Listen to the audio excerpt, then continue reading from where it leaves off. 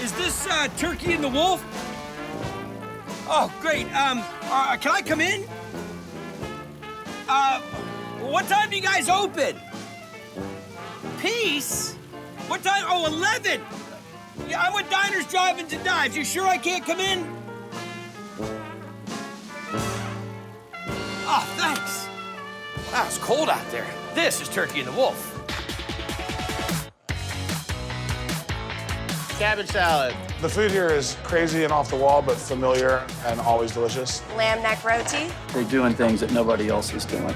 And it's being pulled off by this joker, Mason Hereford, whose reputation for inventive grub has made it all the way to NorCal. I was shooting guys' grocery games, and one of our great team members, Tara, said, listen, I hear you're going to New Orleans. You've got to go shoot this place called Turkey and the Wolf. Tara seems awesome. Tara. What kind of food? Well, I mean, we're a sandwich shop based on fun Right. and trying to make big flavors and make people happy. There's weird, quirky things on the menu, but it's all executed perfectly. 2 head cheese tacos. The Hog's Head tacos are crunchy and spicy, and they have that fatty Hog's Head cheese. What are we gonna make first? The hog's head cheese that's gonna go on our hog's head cheese tacos. All right, so we got this beautiful hog head. We're gonna go in with some water, celery, onions, carrots, Got it. onion powder, granulated garlic, white pepper, black pepper, chili powder, Okay. Korean chili flakes, paprika, mustard powder, Copious amounts of garlic. hot sauce, and a little bay leaf. First, get it rolling, and then drop it down to a simmer. 10 to 12 hours, and it should be falling apart and ready to pick the meat. So we've been standing here for 10 to 12 hours. Boy, are my legs tired. Yeah, and my stove is tired. Boy, we almost ran out of propanes. Yeah, and things to talk about. Exactly. So the way you know it's done is Right. when the ears are totally broken down and you Okay. can pull the back jaw out. God, that's usually my when I pull the jaw out. We've got the meat. We also have reduced down all that liquid. We chopped up some mirepoix, some sherry vinegar, Korean chili flake, some Creole mustard, kosher salt, fresh ground black pepper, That's the key. hot sauce. Last but not least, we have this reduction. Let's see what's gonna happen, Mace. We're gonna start by throwing some tortillas on the flat top. Ours, we make in-house. It's gonna be an American cheese slice right here. Good man. Melt the cheese by steaming it with a little water. What are these little strips of deliciousness that I'm eating? Strippies. It's our tortillas, slice them up, we fry them, Yep. make a little sort of taco spice of sorts. Delicious. And we season them up. A little bit of our hog's head, sour cream. We actually put a little buttermilk in there, make it extra tangy. Hot sauce. Hit it with what we call shreddis, which is shredded lettuce. We find ourselves pretty clever here. You guys are laughing at your own jokes a lot. All the time. Constant. Yeah. Strippies on top, fresh jalapeno. Just coming off the flat top, we got a little surface of the sun hot. You took the funky elements of a fast food taco, shreddis, the American cheese, and the crunchy topping, legitimized it, making the critical ingredients refined and delicious. You take the handmade tortilla and the super unctuous, mega flavor head cheese, give it some nice hot sauce and a little tangy crema. It's the best of both worlds coming together. This is everybody's taco. They're gonna flocko for this taco. That's all we hope for. This is Sammy's Food Service and Deli. I saw Sammy's on Triple D with the turkey and stuffing. I immediately knew this was going to be my one-stop go-to place for Thanksgiving. Roast beef sandwich, cheeseburger, shrimp, you name it, it's here. That's thanks to Sammy and Gina Schlegel, who've been cooking and catering French Quarter classics since 1991. When I got the call from Diners, Drive-Ins, and Dives, I said, are you kidding me? This is his Absolutely. favorite show. Good man. I thought he was gonna go through the roof. Let's talk about Thanksgiving. Well, we do a traditional turkey that we stuff with the oyster dressing. A good combination. Turkey stock here just runs like fine wine. Okay, well, give me the rundown. All right, first thing we're gonna do is get our bed set up for our turkey to lie on. Celery, garlic, coarsely chopped onions. We'll put our bird on here, paint them up with a little garlic butter oil. And we're gonna take our poultry seasoning here, get them all well seasoned. We're gonna put our chicken stock, put it in there. So that's gonna make some great gravy on the bottom of this with this turkey. Absolutely. Okay, now stuffing time. Throw a little milk in there. Nice little creamy paste here. Saute some celery, red bell peppers, onions, green bell pepper. I'm gonna need a spoon. Hi, I like them apples. Please don't ask for a mixer. Take our oysters, put them in this little chopping machina, break them up a little bit. That's not something you see every day. It was fun to show how New Orleans does Thanksgiving. Red pepper flakes, black pepper, some Cajun seasoning, bay leaves, bechamel in here now. Is that your $5 on the floor over there? Oh, man, my lucky day. Look at this. So worth $5. Stuffing the bird. Tuck his legs in. Give him a little truss. Bird's gonna go in, 350. Hour and a half. Correct. Put it on a plate here. This is what you've been waiting for, right here. Right out of the bird. A little topping of the gravy. Dude, that's super tasty. The turkey is ridiculously tender. The stuffing has great texture to it. Big flavor. You can really taste the oysters. After the storm, owner Scott Craig had his work cut out for him. What happened? 7 feet of water. As high as the door jams. Yeah. You reopen a business after something as big as Hurricane Katrina, then Triple D comes along, and it literally changed my life overnight. We had a line of people out the door the very next day. It's just an amazing thing. How do you explain the food? We call it neighborhood cuisine. Well, whoever it is, it's good. I mean, it's fried dough stuffed with cheese and crawfish. It's nice. Thank you, dude. Beignet. And he's still slinging local seafood, like char-grilled oysters. You hit them with the oyster margarine because butter will burn. It's got lots of garlic, white pepper, black pepper, and then Italian seasoning. A little bit of Parmesan cheese. You let that melt for a second. But he didn't stop there. Coach Schlesinger, he's the head coach at the University of New Orleans basketball. We were having the char-grilled oysters one night, and he said, dude, these really need a sauce. So I came back here and I made a creamy cheese sauce. It's almost like you're making an Alfredo, heavy cream, Parmesan cheese, Provel cheese, spinach. Now I'm gonna put some shrimp in it, house-made bacon. We're letting the sauce just kind of simmer here.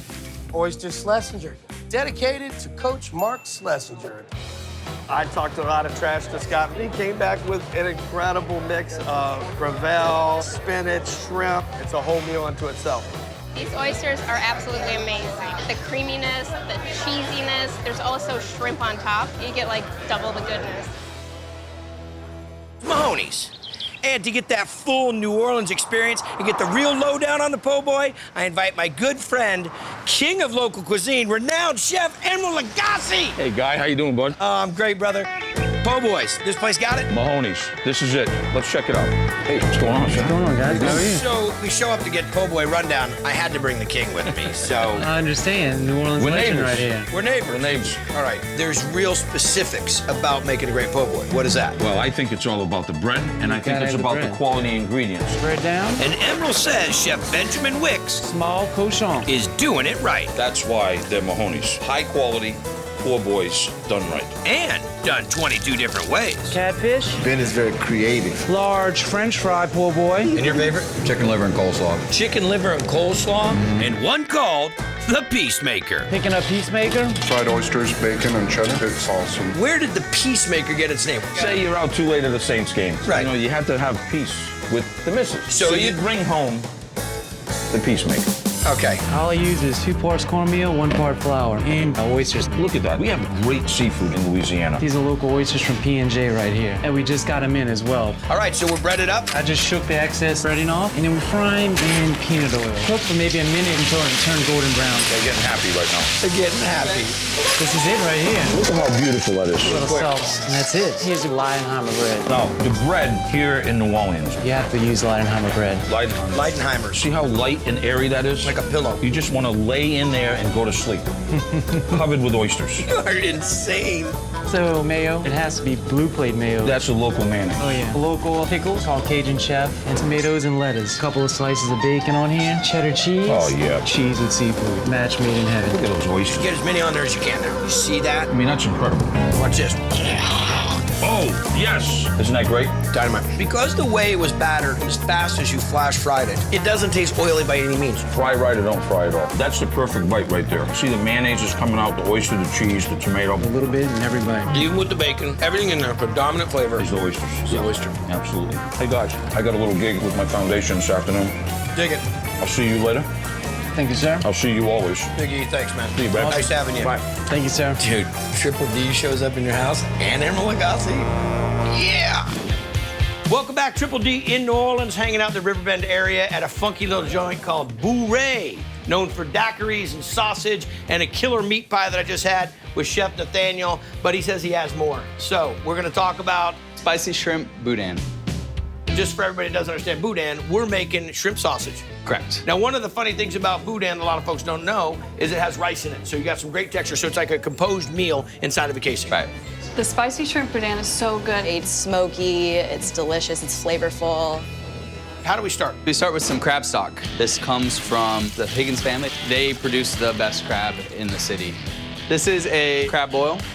A little sachet of sage, thyme, and bay leaf. Some kosher salt, cayenne pepper, and black pepper. Turn it on, and as soon as this comes up to a boil, we will add our popcorn rice. Popcorn rice? It's an aromatic rice. It's a long grain that comes from local Louisiana. Like popcorn. We cover it. Takes about 20 minutes. We caramelize some onions. Some sweet onions again? This takes about an hour and a half. Really? To caramelize these? Properly caramelized, yeah. Once those are low and slow, what's gonna happen? These are Gulf shrimp. Cook these pretty quickly. Salt, pepper, some cayenne pepper. The last thing you add is your parsley and your Yes, green sir. onion? And that and the rice get mixed together? Everything gets mixed together. Let's give it a taste. Wow. It's got some heat. All the liquid to cook that rice, just that crab stock? That's it. And that little sweet from the caramelized onion? Man, that's good. Put it into the sausage stuffer. And then these are rinsed hog casings. And you're by hand all the time, all this sausage. And then we do 6 inches. We then smoke them. We're gonna smoke on top of this? Correct. Oh, start it up. We do it for about an hour and a half to 155 degrees. What kind of wood are we gonna use? Only oak wood. You're gonna get smoke, you're gonna get heat, you're gonna get shrimp inside of a natural casing. I'll take all of them. That's how we serve it. Okay, tell me the story about the fries. We fry them in canola, toss them with salt and pepper, and then this is the magic. 80% beef fat, 20% smoked lardo. So beef fat and smoked pork fat. Dude, why did we sit here and mess around with making all this other stuff when all we really wanted was the beef tallow fries? Fries are stupid good. What was this again? That's our shrimp boudin. Those little shrimp, they're just perfect in that, you know? These are tender, they're nice, they're delicate. The rice cooked down just the right way. It's still got a bit of texture to it. The spice mellowed out a bit from the smoke, but you get a really nice big mouth of smoke in there. Wow. All right, guys, y'all enjoy. It's the typical neighborhood restaurant in New Orleans. You know the menu by the day. Great down home, comfortable food. Prices are good, food's great. They make you feel welcome. What more could you ask for? The owners are really nice people. They're nice people. They're great. That'd be Cindy Farnay and her husband, Sam. Had you been in the restaurant business? Never. Ever. Till 89. There you go. When they got a chance to run this local landmark and decided, hey, why not? We're drawn into it. Right here. And they might have been new to the biz, but as New Orleans natives, You will enjoy it. they knew what mattered. Keeping the customers happy. With local favorites. Red beans and rice good? Awesome. I have to go for the fried oysters, #1. Shrimp po' boy. Order up. All served up by head chef Darren Smith. All right. Known by everyone as Chef Smitty. We're gonna make a shrimp magazine. Named for the street Joey Kays has been on for decades. How are you enjoying the magazine? It's very good. Some artichokes in there. Very tasty. How do we start it? Flour, kosher salt, black pepper, granulated garlic, mixing it up. Now I'm about to dredge shrimp in my seasoned flour. I'm gonna add a little butter to my pan. Whoa, we got some butter in there, huh? It's like a hot tub of butter. It's like the public pool at Flavortown. Oh yeah, I'm about to add my shrimp to that nice butter. Shrimp into the deep end. Let that saute for a few minutes. Turn the shrimp over. Okay. That's an abundance of butter. I add artichoke heart, a little diced ham, I like the language you're speaking. white wine. The meeting here at Flavortown is going really well. Oh yeah, with the shrimp, It's all good. granulated garlic, Woo. Johnny Monster flavor just jumped in. a little black pepper, a little kosher salt. Can't saute it too long because you're going to turn those shrimp tough, right? Oh yeah, fresh basil, green onions, and a little chopped garlic. Stir that up. And we're good to go there. And what are we going to serve that over? Angel hair pasta. Like that. Serve it up. All right, then I'm going for a And little, where are you going with the rest of that sauce? You think you're fooling? a little Parmesan cheese. Oh. Oh yeah. Oh, that's nice. Let me tell you the 90 reasons I like this. Every ingredient that went in there, I dig. The ham and that shrimp. Nice little battering on there, nice and tender. Butter, white wine, garlic. Yeah. Can't go wrong with that. Rich, very filling. Good, very good. It was good that you named the street after this dish. Put them in my corn flour and my salt. So real precise measurement technique? Just a handful. Okay. We're not going to hit them in the egg wash or anything? We're just drop them in a bunch of them. We have these things called deep fat fryers? Mm-hmm. Okay. Just want to make sure. You're just going to keep doing it the same way? Oh, yeah. Old-fashioned pots. Use pure lard. Don't use any kind of oil. This is the bread we use right here. I don't know that I have seen a loaf of bread not sliced. It was actually made this morning. And I don't know that on Triple D I've seen anybody whip out the holiday carving knife either. Oh, yeah. Bread comes this soft. There's no cutting it with There's anything no cutting else. with anything else. We just push it down. It's toasted under an open fire. We toast both sides. A little butter. You can have it plain or you can have it dressed. Would you like it dressed? Lettuce, tomato, and mayo? Why don't we make one half dressed and one half plain? I don't even know if I can get through one half. I feel that Philly hunch coming in.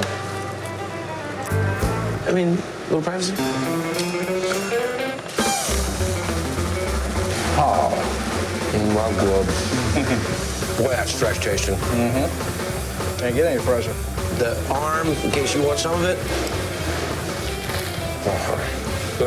Anybody tells me that they don't like oyster sandwiches, let them go to Casamento's. From Casamento's. I want to have them have a little talk with CJ. That's right. Look at that.